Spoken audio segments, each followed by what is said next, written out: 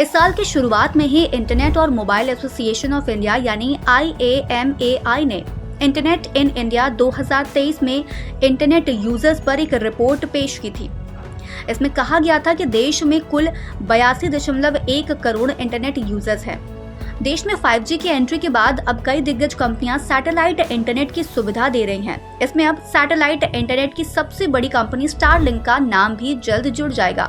Starlink के owner Elon Musk Bharat दौरे में पीएम मोदी से मुलाकात करने वाले हैं। संभावना है कि एलन मस्क की सैटेलाइट इंटरनेट कंपनी स्टारलिंक को भारत में मंजूरी मिल सकती है। वैसे इन सब बातों के बीच सैटेलाइट इंटरनेट क्या है और ये कैसे काम करता है, ये समझना काफी जरूरी है। दरअसल सैटेलाइट इंटरनेट एक ऐसी तकनीक है जो अंतरिक्ष में मौजूद उपग्रहों के माध्यम से इंटरनेट कनेक्शन प्रदान करती है। ये उन क्षेत्रों में इंटरनेट पहुंच प्रदान करने का एक तरीका है जहां पारंपरिक जमीनी विकल्प जैसे केबल या DSL उपलब्ध नहीं है। सरल शब्दों में समझे तो सैटेलाइट इंटरनेट अंतरिक्ष में उपग्रहों द्वारा संचालित एक ऑनलाइन कनेक्शन प्रदान करता है।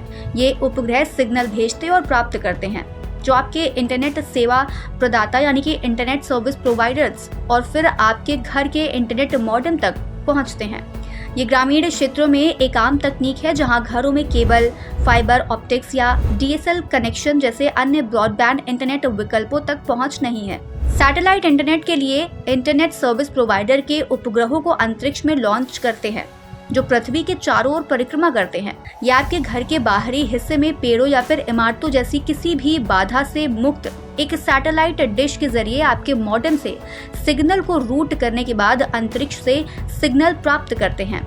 वाईफाई राउटर स्थापित करके आप उस सिग्नल का उपयोग अपने घर में इंटरनेट उपकरणों को चलाने के लिए कर सकते हैं। इसकी सबसे बड़ी खासियत इसकी व्यापक पहुंच है।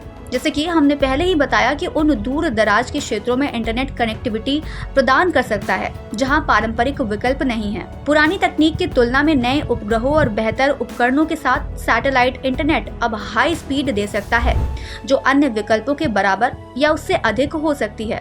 इसके लिए आपको किसी जमीनी बुनियादी ढांचे की जरूरत भी नहीं होती है, जिससे इसे स्थापित करना आसान और तेज हो जाता है।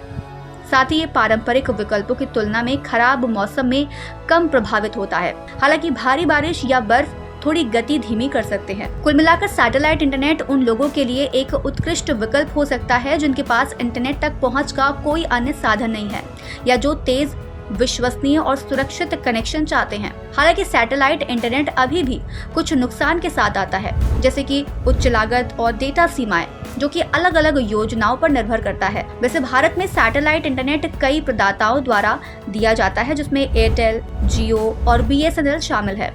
इसके अलावा स्टारलिंक जैसे कुछ अंतर्राष्ट्रीय प्रदाता भी भारत में प्रवेश करने की योजना बना रहे हैं।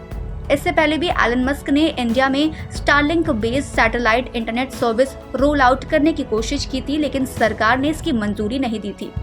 ऐसे में स्टारलिंक को टेलीकॉम मिनिस्ट्री से अप्रूवल मिलने के बाद उम्मीद है कि वे जल्द भारत में एंट्री करेंगे।